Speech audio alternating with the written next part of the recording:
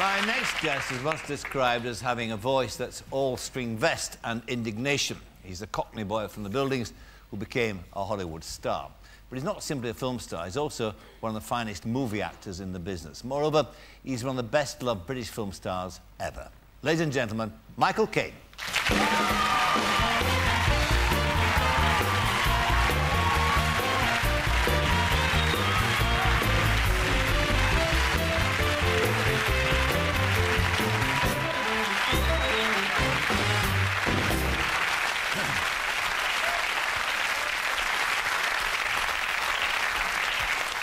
Go on, do Michael Caine. Do Michael Caine doing Michael Caine.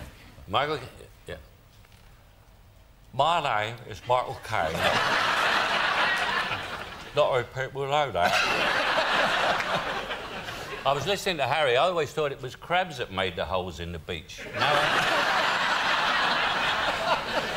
All those years, you're so naive. Different generation. Crabs come out of those holes. Different generation, Michael. Yeah, different generation. Well, that's teenagers with certain disease. They have done it. Yeah. Crabs come out of the holes. Perhaps that's where they get them from. Right? That's where they get them from. Yeah, that's where they get crabs. Yeah, Yeah. a couple of boring. What'd you say? Sorry, Michael. No, no, it's all right. Right, now... I've completely forgotten what You've got what you're going to say? Well, we're talking... No, It's Michael Caine. He's an actor. He's an actor. He's a man. He does a good me, yeah. Yeah, ask me about my career. I'm going to ask you about your career. Yeah. I've made a lot of movies. You made 89 movies. You know, I said my dad should be in at home. Yeah. That's it. See? That's what put me off. It's being written off as a boring old fart. I mean, that's what really put me off. I don't mind. You don't? No, no. Your dad should be in my home. Lovely. He'd love your home. He'd love it. He'd love your home. Yeah. You've come back By now. the way, I was listening to what you said about your family. Don't go home for a couple of days. I hope not to. No, don't do that.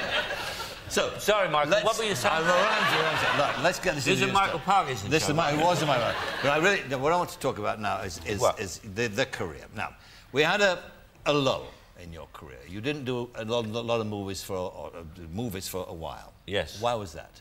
I got fed up. Do you? Yeah, I suddenly decided I didn't want to make any more movies, so I took 4 years off. I took 2.5 years off, actually. And then I thought, oh, I'd like to make another movie now. And then everyone had forgotten me. I kept getting crap scripts and I couldn't find a good script. And so I sat there for 18 months reading scripts and throwing them across the room. And they'd all been given to other actors. You could see sort of whiskey-stained glasses and coffee and orange juice and bits of egg on them, you know? And then I was on holiday in Miami.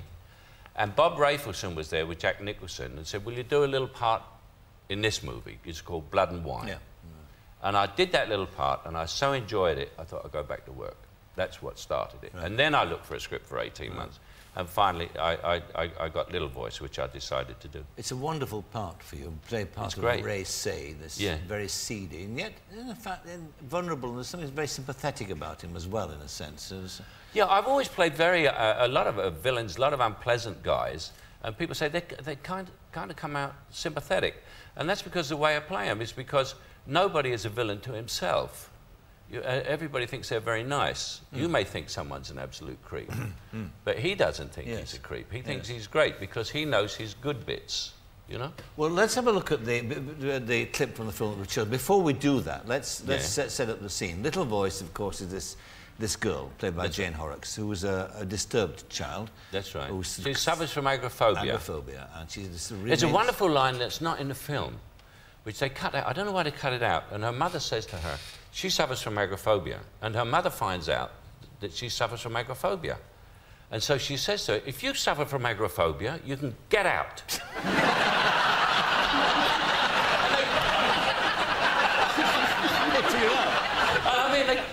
I saw the film, I said, where's the line, the favourite line? Because that was my favourite line. But my second favourite line, I didn't say either of these lines. It's a guy with a pigeon fancier. It sort of sums up hobbies. And she's asking what he does, this guy, and he says, I'm a pigeon fancier and I race pigeons. He said, and I've lost Dwayne. So he said, who's Dwayne? He said, one of my pigeons. So she said, well, where do you think he is? He said, well, he's in France. And she says, what's he doing in France? And he says, he's coming back. That's my second favourite line. That is in the movie. I love that line. I mean, it sums up those hobbies, isn't it? Yeah. You know what I mean? Yes. It really sums up. Yeah, they come back. They go to France and then they come back. Meantime, you don't do anything. You sort of stand there going, I wonder where Dwayne is. He's not come back from France. He probably found a girl over there. OK, so there you are. Yeah. So she's got this incredible... The one gift this girl has got is that she can actually imitate Billie Holiday, Judy Garland, Shirley Bassey, the lot. And you raise Sarah an agent, and you've heard her sing, and you know that she's going to be a star. Yeah. But your problem is to persuade her. I love this scene. Just watch this. Here you go. Une tasse de thé à l'oreille. Yeah? Go on, love, far away.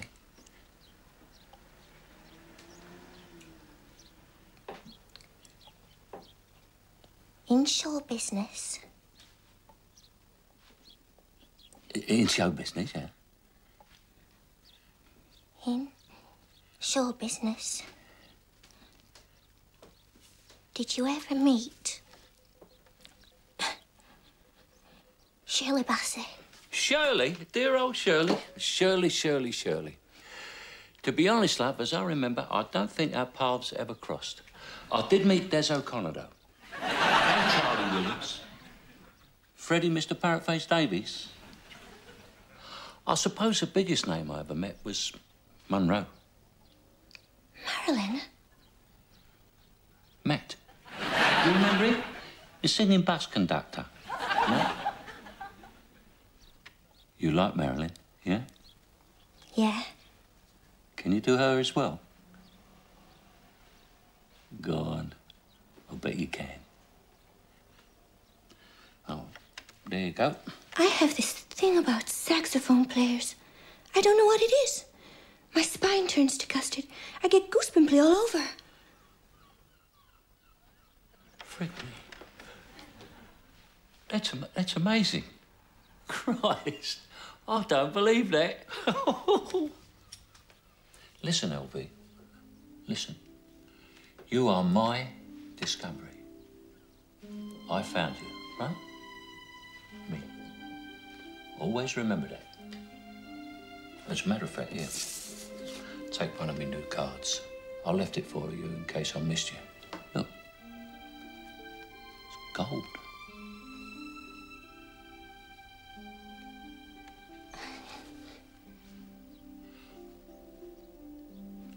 I wouldn't give one of these to just anyone, you know.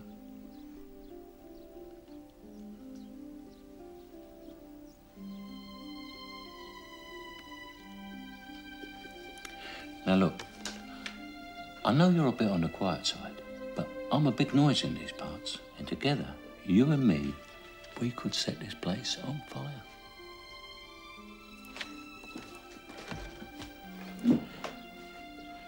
You're a star.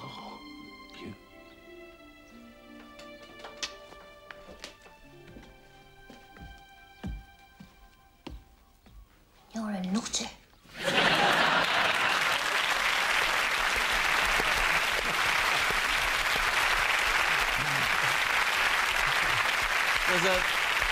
There's a great depth to that scene. There's all kinds of things happening there going on that are not in the script, in a sense. Well, yeah, movie acting is a lot about the spaces between the lines. People think of the lines, but it's the spaces between the lines while you're listening, and you're making up your mind about what you're going to say and what your next move is. You see someone there very devious with someone very innocent. Yes. The whole time, she's doing just in her own dream world. She rarely speaks. She doesn't go out. But you can see his mind working the whole time as he listens to her, and he's analysing and figuring which way to go next. And it's in the silences when they cut back to you, very often you see a lot of the performance. The listening. Yeah, it's the listening. Interesting. Movies are listening, reaction, and behaviour. They're not acting, as in the theatre, which is an entirely different thing. I mean, you made the difference yourself with the lecture you did at the National Film Theatre about the difference between a screen actor and being a screen star. Yeah, I remember that. Yeah, the Guardian lecture. A movie star. There's a movie star, and a movie leading actor star, and a movie star actor and a movie star. Yes. A movie star gets a script, and he says, "How can I change this script to suit me?" A movie actor gets a script and says, "How can I change me to suit the script?" And that's what I am. I'm the second one. I'm a movie actor. Have you always been that way? I mean, was there a time when the star took over?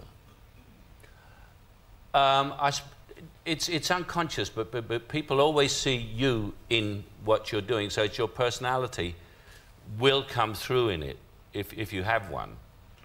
I don't know when I got a personality. I didn't have it for about 20 years. The first 20 years of my life, I had no personality at all. I was a sort of shadow figure. I was a bit... Someone said to me, do you identify with Ray Say, that agent? I said, no, I identify with the girl. In as much as we always have that period in our lives when we really don't know who we are and who we want to be. And there comes a time when all of us, no matter how humble or whatever it is, we all eventually invent ourselves and become what we've invented. And I didn't invent myself until I became an actor. And one day I'd called myself Michael Caine, and then I was someone else. But aren't you always that person who grew up where you grew up in the buildings? Aren't you at core? Well, the frame of reference for everything is that. Yeah. Because I play a lot of working class people, obviously, which is what I love to do. I came into this business because I always saw working class people in movies, in English movies when I was young, which is a very long time ago, always used to be sort of guys who were from middle class families. And what a right old carry on. Yeah, and they were always, yes, Gov, it's a fair cop, and I'll come quietly, put the caps on and all and this. Perishing. Perishing, blooming, and put doffing their cap to the aristocracy and all that. Liberty. Yeah, and they never knew how to fight.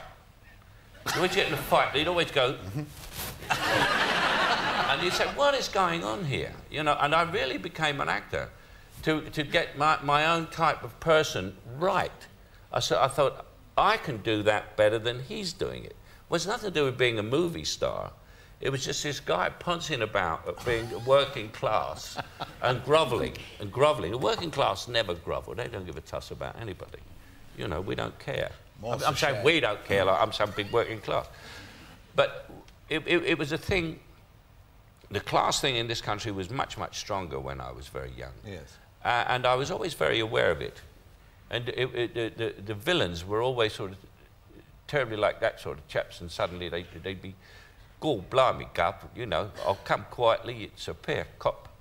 And I'd done what was necessary to get a few quids, and all this was going. It was like rather like Peter Sellers did a lot of it. But I mean, sound like a Goon Show, a lot of it. But it also, everyone went to RADA, and the woman always used to say, "I love you." Yes. I love you. Yes. And in America, you see those movies, and everybody laughs like hell on television. You go, "I love you, darling." Was it this period you went through? I mean, you said you were a shadow, but you're an angry shadow, weren't you, in a sense? I mean, because you reacted to the circumstances you were in. Looking at your father, who worked in the Billingsgate, and you saw what happened to him, did that motivate you? Was that a reason that we now see Michael Caine instead of Maurice Micklewhite? Oh yeah, it's tremendous motivation. When my father died of cancer in hospital, in St Thomas's Hospital, and when he was dead and I was leaving the ward, the sister, whoever came, and said, "These are your father's belongings," and she gave me whatever he had, and he had 1 and 11 halfpenny in old money, which is about, what now, about 9.5p. 9.5p. And that's what he had. And he'd worked all his life. He was a Billingsgate fish market porter. He worked very, very hard. And that's what he had to show for a life. He didn't own the house. We lived in a prefab, for Christ's sake. We were bombed out and we lived in a prefab. And even the radio was radio rentals, you know, which was £0.50 a week. This radio was probably worth, say, a net money, £10. And that's why the poor can't afford to be poor, because with his £0.50 a week, over the years, he'd probably paid somewhere near £100 for that radio, yes, yeah, because he didn't have the money to buy it in the first place. Yes. So this just determined you not to be poor? It determined me to try and make something of myself. It determined me to try and get out of there, because I read a lot and I knew, I don't know, I was one of those very bolshy working class. Well, you're a bright boy, you're a grammar school boy. I was a grammar school boy, yeah. Sure. How the hell I did that, I don't know. Well, you passed the examination. I passed the examination, sure, but how I did it, I don't know. But that's what freed a lot of people, isn't it, of our generation? The grammar school freed a lot of people, and the most important thing, and I got so angry the other day, I was reading a paper about them closing libraries. Yeah. They should be opening public libraries, not closing the bloody things, because that's where I was at the library 5 days a week. You know, with a new book, learning, trying to find out what was going on, and getting a wave and using my imagination. And now they're closing libraries. People should read. I sound like a politician, for Christ's sake. No, that's just an interesting background.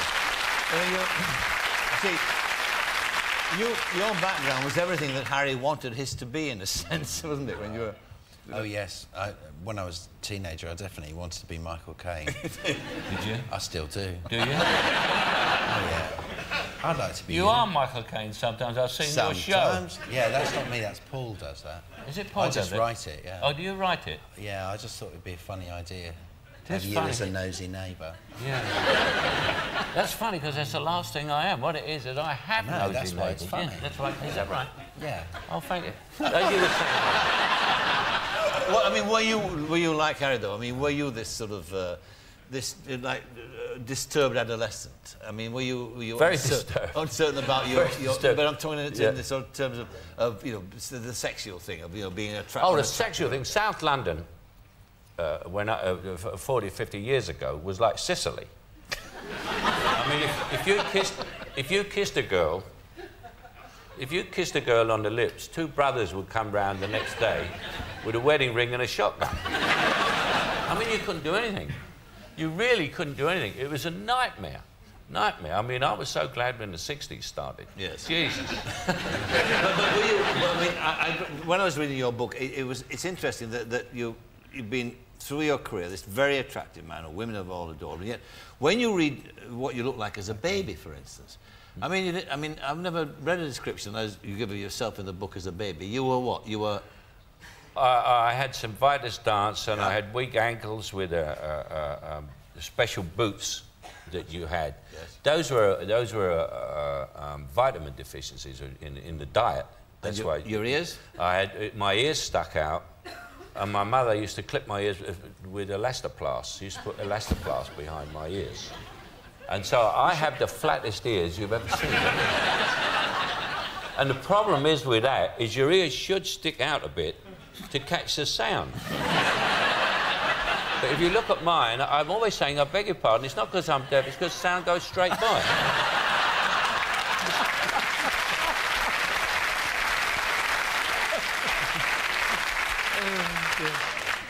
When you... I don't know Harry's bit about going to Hollywood. I mean, you had a bit of a better introduction to Hollywood than that, because you went there... It was a bit like, when I was listening to Harry, it was a bit similar. Shirley MacLaine was a big star then, and she had the right to choose who she wanted to be the opposite her in this picture, which was called Gambit, which I made. It was the first movie I made in America. And she had looked at it, seen Ipcress file, and said, I want that guy. So I was flown to Hollywood, right? And I was put in a Beverly Hills hotel, and then nothing happened. And I just sat there. And no one rang, and nothing happened, and nothing happened. The one thing that happened is I was in the lobby one day, and I saw John Wayne. John Wayne came in. He came in, he landed a helicopter on the green outside, which is illegal in Beverly Hills. And he'd come straight from the desert. He was covered in dust and he was dressed as Hondo. He had that big hat on.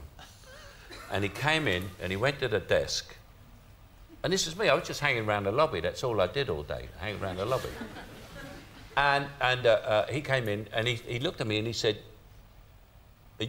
"What's your name?" I said, "Michael Caine." He said, "Are you in a movie called Alfie?" So I said, "Yes." He said, "I think you're going to be a big star, kid." And he said, "But remember one thing," he said, "talk low, talk slow, and don't say too much." And then he said, "Oh, another thing," he said. Actually, I do an impersonation. I'm trying to think of how John talked. He said, "And another thing, never wear suede shoes." So I said, "What?" He said, "Never wear suede shoes." So I said, "Why not?" He said, "Because you'll be in a goddamn toilet, taking a pee." And he didn't say those words. I'm cleaning this up for television. He said, "You'll be taking a pee." He said, "And there'll be a guy next to you taking a pee, and he'll look across." And it's what happened to me. The guy went, "John Wayne."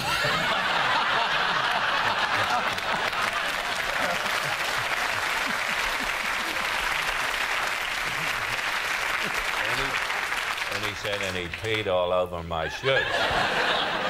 My suede shoes, which of course are ruined, you know. He was great, Duke Wayne. I liked him very much. But then what happened, I still sat in the hotel, and then I'm in the lobby again, and I see Jane Russell. You know, she was the outlaw. So she said... That was the fantasy figure about youth, wasn't it? She was the big star with big boobs and everything. Bloody hell, it's Jane Russell. And I'm looking at her, and she looks at me and she goes, "What?" And she did the same thing. She said, "Are you in a movie called Alfie?" It was just opening then. That's why So I said, "I am." She said, "What are you doing for lunch?" And I said, "Nothing." Jesus Christ, you know, Jane Russell for lunch, after lunch, and everything. So I said, "Yeah." So I said, "I'm not doing anything." She said, "Would you like to have lunch with me?" I said, "Yes." So she said, "We're in here." And it was a big ballroom full of ladies having lunch. And it was the Christian Science meeting. And I didn't know, but Jane Russell was a Christian Scientist. Right. And she took me into the Christian Science meeting. And then nothing happened to me again.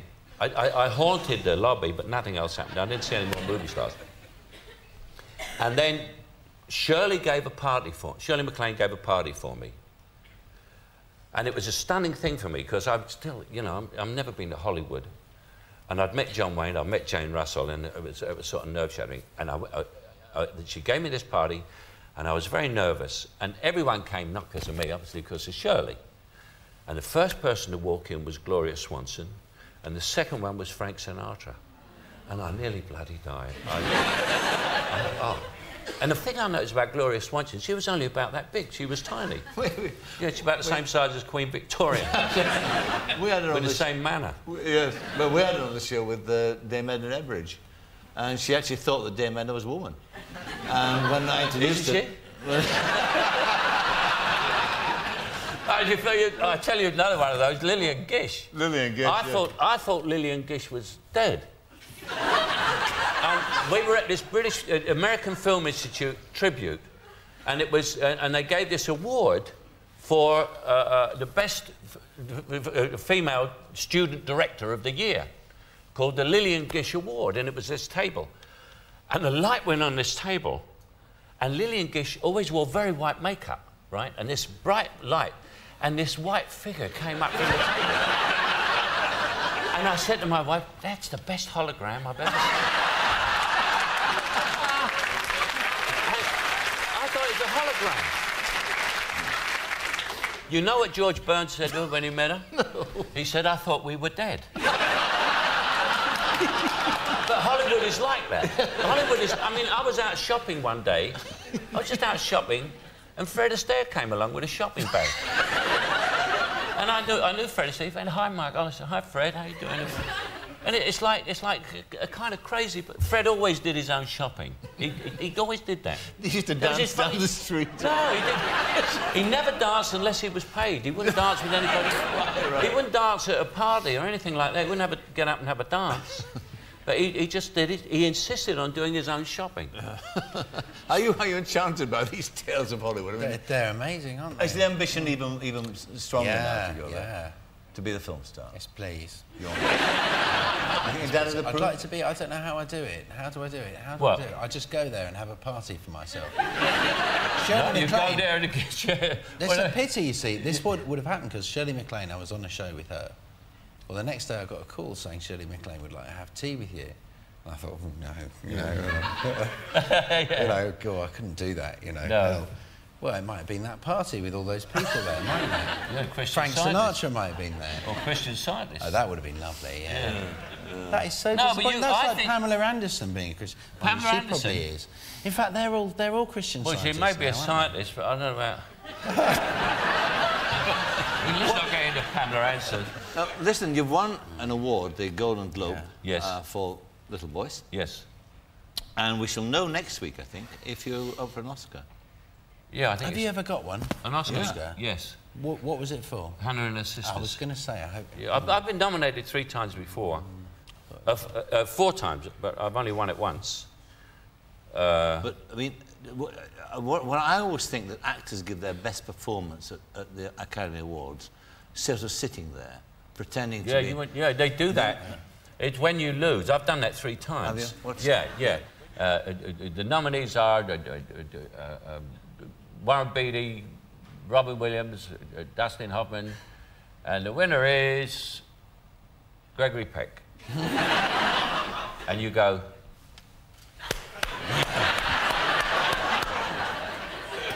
and you look at your wife and go... Isn't that wonderful? And you're thinking, you son of a...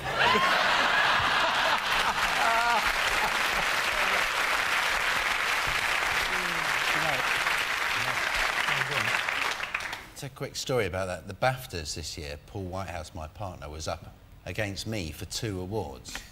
And he was sitting one That side of... cements the relationship, doesn't it? Yeah, and he's my junior boy. I invented him. Did you? I discovered him and invented him when he was a humble cockney Beware. like you. Yeah. Anyway, he was sort of one side of the aisle and I was the other. And there's a camera there, you know, when they do the nominations, and Paul Whitehouse, Harry, sitting there like this.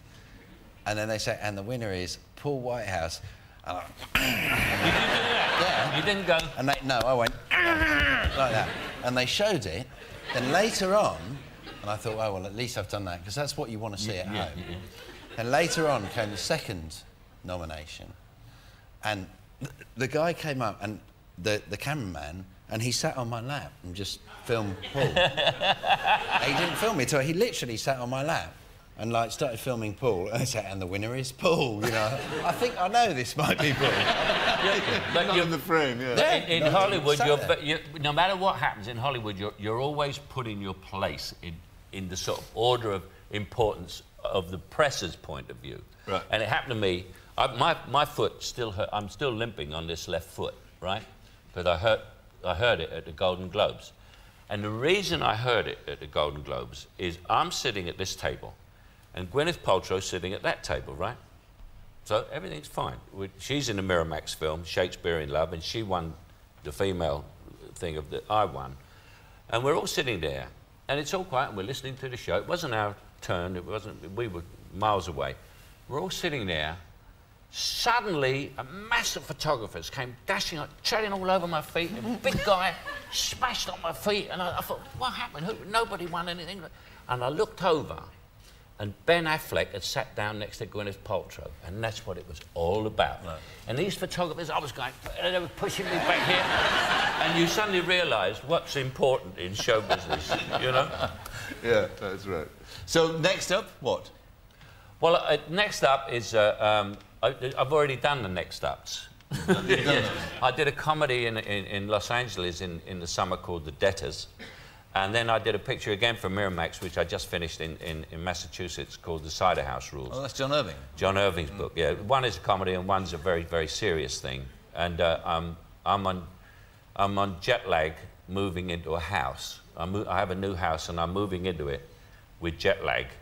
And so every day I go back there and the furniture's in the wrong place, which is where I put it yesterday. Because you get so done with jet lag, you know? Terrible. I mean, it's awful. you know, I'm not that bright normally, but I'm not very good at furniture anyway, you know? But You shouldn't be lifting it at your age. No!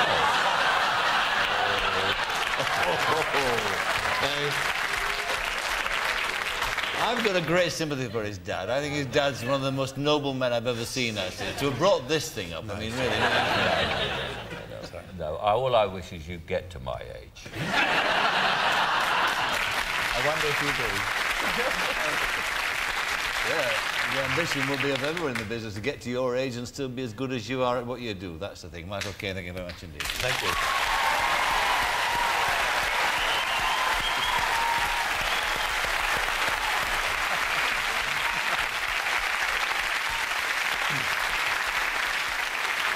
My thanks to Michael Caine and ageing Harry Enfield. From all of us here. Very good night. Good night.